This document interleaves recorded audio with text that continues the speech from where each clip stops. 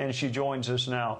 Welcome, Tal. Hamas to the south, Hezbollah to the north, and American politicians calling for regime change. These seem like challenging times for the nation of Israel.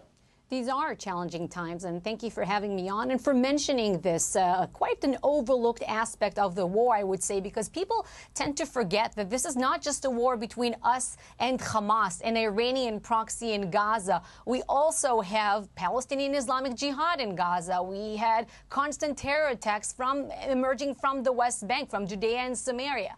Just a few days ago, we've had missiles from the Red Sea targeting our territory, meaning the Houthis in Yemen, another Iranian proxy.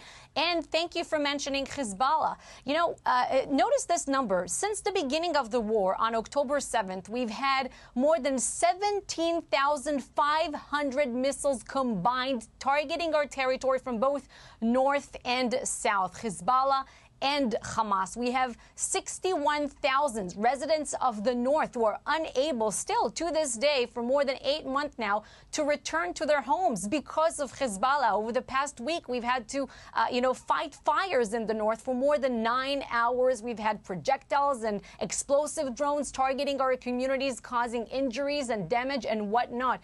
The Prime Minister, he took a tour of the north with the IDF, and there was a security assessment just a few days ago, and he said very clearly that one way or another we will restore security in the north. It is up to Hezbollah to decide if it's going to be a diplomatic way or the military way.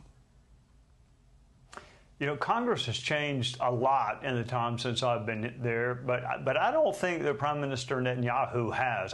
My guess is that he is going to avoid American politics and focus kind of what he focused on last time, which is that Israel is unique. It is the only democracy in a sea of theocracies and non-democratic governments. I mean, that is my prediction, is that he will resist the temptation to insert himself into our politics, even though Democrats do not resist the temptation to insert themselves into Israeli politics.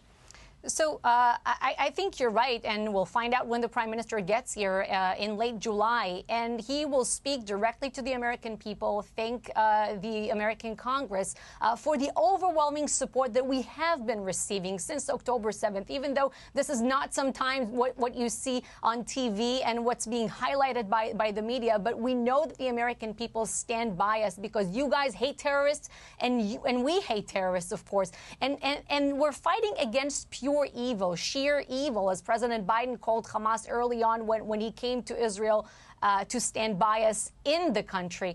So the Prime Minister will speak the truth about this war and our very, very just war objectives as we defined them on day one of this war, to bring all of our stolen people, the hostages, back home, to dismantle the Hamas terrorist regime as a governing body in Gaza, as a military wing in Gaza, and to make sure that this territory, I should call it, a territory, will never pose a threat to us, never, ever again.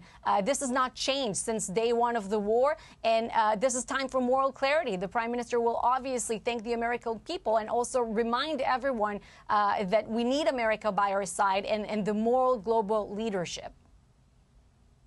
Before I let you go, you mentioned evil and you mentioned Hamas.